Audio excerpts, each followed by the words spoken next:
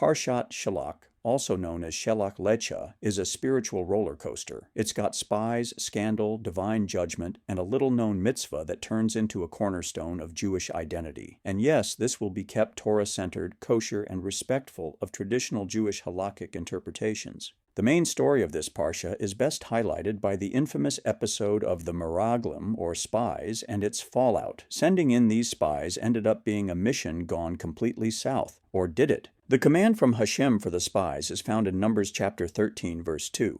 Hashem tells Moshe, Shelach Lecha anashim, or send for yourself, which Rashi, based on what Sifrei and Tanchuma say, implies this wasn't a command but permission. If you want to, go ahead. That alone might, or at least should have been, a big red flag for Moshe. Who were these spies? They were composed of 12 princes, tribal leaders, the real heavy hitters. Included were 2 of the youngest leaders, Yehoshua ben Nun, better known as Joshua, of the tribe of Ephraim, and Kalev ben Yefuneh, from the tribe of Yehuda and best known as Caleb. Their mission was a simple one: recon the land of Canaan and give a thorough report on its people, cities, produce, and fortifications. Easy peasy. What was their report? All 12 of the spies agreed they saw giants, or the Nephilim descendants of Anak. The cities were walled and greatly fortified, and the land was very fertile for agriculture and suitable for grazing stock. For proof, they brought back enormous grapes on which they carried one huge cluster between 2 poles. Now comes the part where the 12 do not agree on the most important aspect of the mission. 10 of the 12 spies began speaking Lashon Hara. They give a fearful, defeatist report stating, "We were like grasshoppers in our eyes." However, Caleb and Joshua object, proclaiming, "The land is very, very good." Their enthusiasm and trust in Hashem's ability to give them the victory over any obstacle in their path was not shared by the majority of the people of Israel. Instead of joining the few who knew nothing was impossible for Hashem, especially after all they had witnessed over the last year from leaving Egypt in victory, crossing the divided sea, the miracles that were manifested every single day since, including most importantly the giving of Torah. What ensued? Panic. Rebellion, calls to return to Egypt. They even strongly suggest appointing a new leader to replace Moshe. See Numbers 14:4. This was serious mutiny. We have seen the human response now. What was the divine reaction? Understandably, Hashem shows its disappointment over their lack of trust in the reality of their situation. Hasn't Hashem brought them this far as promised?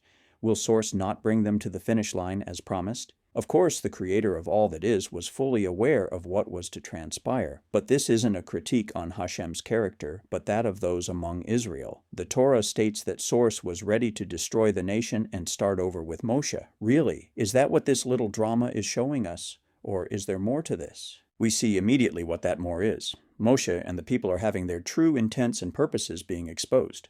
Moshe pleads for mercy on his people once again. This becomes one of the key moments of intercessory prayer in the Torah. It shows just where Moshe's heart and soul reside, with Hashem and its people Israel. It also reveals a deep psychological truth as it relates to the people. Those adults that left Egypt, who were over the age of 20 at the time of the Exodus, that entire generation will die in the desert. Why was this necessary? On the day the 10 spies returned with their report of doom and gloom, and the 2 younger boys named Joshua and Caleb basically stated, "Hashem is with us. Who can be against us? Not even the giants of Anak." The people ignored the younger spies and succumbed to the fear and lack of trust, bowing to their entrenched slave mentality, and desired Egypt over the promised land of our fathers. This would require 40 years of wandering, 1 year per day of the spies' mission, equaling 40 days until that generation is gone. Only Joshua, Caleb, and all those under the age of 20 will enter the land after that 40 years. If you want a clear message of what it means to have trust and faith in Hashem, you'll never get a finer example of that than from the lives of Caleb and Joshua. Soon after this, Caleb takes a small detour to Chevron to pray at Ma'arat HaMakpelah, according to Midrash. As for Yehoshua, or Joshua, he is given a name change by Moshe, from Hosea to Yehoshua, adding the letter Yud, invoking Source's name. May Hashem save you. As you know, I love finding the themes in each week's Torah Parsha. This section is no different. I found at least 3 important themes. First is faith versus fear. Just as Moshe and the people were given a core test of emunah, or faith, in Hashem's promises, so we too encounter what we call obstacles or barriers to our forward movement in life. Our response can be that of Joshua and Caleb, or that of the people. Our actions, speech, and thinking as we go through these tests is meant to reveal within us those areas that may well need some work in order to reach the goal. Will we be like the spies who saw reality but through a lens of fear rather than faith? Secondly, this parsha shows our speech matters. The sin of the spies was lashon hara against the land and Hashem's chosen leader, a kind of spiritual slander. From this one event in the life of Israel, the groundwork for Tisha B'Av, the national day of mourning, is tied to this very sin. The third theme is that of leadership responsibility. This seems to be a theme that is weaved into the very fabric of Torah. Leaders can and do mislead the people. It shows the enormous weight of communal influence and trust, and why using the three greatest gifts given to humans by Hashem, trust, common sense, and pragmatism, when evaluating decisions made by said leadership, is sound, beneficial on all fronts, and truly trustworthy in accordance to Torah halakha. Just when you think the Parsha couldn't get more intense, it pivots to ritual observances, and one in which the entire identity of Jewish life is revealed. Bread or grains in general have always been highly prized in the ancient world. It is the very staple of physical life. It is here that Moshe shares Hashem's kala, hafrashat kala, in Numbers chapter 15, verses 17 through 21. The mitzvah to separate a portion of dough and give it to the Kohen is given as a reminder of Source's provision and holiness in everyday life. Now we come to the big outer tag that has become the main identifier of a follower of Torah and its mitzvot, the tzitzit or fringe found in Numbers chapter 15, verses 37 through 41. The Parsha closes with the commandment to wear tzitzit on four-cornered garments. Why this kind of mitzvot? Why was it necessary?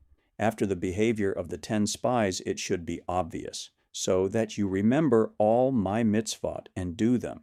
This passage of Torah is recited daily in the Shema and is deeply connected to avoiding the mistakes of the spies. Don't follow your eyes and heart unless they lead you to truth, emet. There are a lot of rabbinic and midrashic highlights for this parsha. Rashi points out how the spies' report went from observation to subjective fear, leading to slander. The Ramban suggests the idea of sending spies wasn't inherently wrong. Joshua later sent spies too. The sin was their interpretation of what they witnessed and their lack of trust. Midrash Tanchuma says the spies feared losing their positions of status once Israel transitioned to a new land and governance. So, politics, ego, fear of change? Yep, same old, same old. Then there is that hidden time bomb of Tisha B'Av I alluded to earlier. The day the people wept over leaving Egypt and sought a new leader was the 9th of Av. Hashem declares, "You cried for nothing. I'll give you a reason to cry." This becomes the root of Tisha B'Av, the destruction of the temples and every national calamity stacked on top of it. Have we learned that lesson yet? What is our takeaway from Parshat Sh'lach? Trust in Hashem, even when the odds look overwhelming and the giants seem real. Faith isn't blind, but it's also not faith if it only functions in the sunshine. Parshat Sh'lach is a gut-punch reminder that consequences come from fear-driven choices, especially when they involve disparaging sacred gifts like Eretz Yisrael. And yet, right after they fail the test of their soul's condition, Hashem gives mitzvot like challah and tzitzit, anchoring us back in everyday holiness, a reset, an anchor in the storm. That is all for this episode of Shmu's Views. Please like, subscribe, and share. You can follow me on Locals, Substack, and Blogger. My videos are available on Rumble, YouTube, and across social media. This is Shmuel ben Shlomi wishing you a Shabbat Shalom, and remember, don't follow your eyes and fleeting emotions, unless they're leading you to truth with a capital T.